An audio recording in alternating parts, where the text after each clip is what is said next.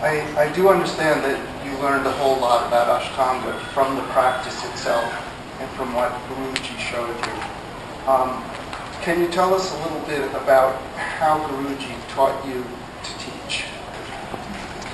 Because if he gave you his blessing to teach, and this was like a preliminary, and then you would go and do the best that you could, and then when you were satisfied with the student, you would present your student in Mysore, and Guruji would watch every move that student made, and if they did something that was incorrect, you would get in trouble.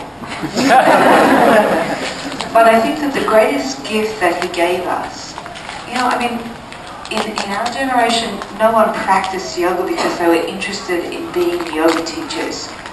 We practiced because we wanted to transform, to have some understanding, to heal, to evolve. But just by the fact that we were evolving meant that people were drawn to us and said, hey, what are you into? Can you, except for Tim, who started long. So I guess what I'm trying to say is that he gave us trust. He saw in our practices some sense of understanding, that we had understood the method that he was trying to share us. And then you got a blessing.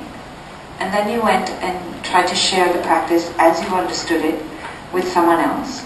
And he evaluated your result in the form. Like when I first went to Mysore, my teacher had gone before me.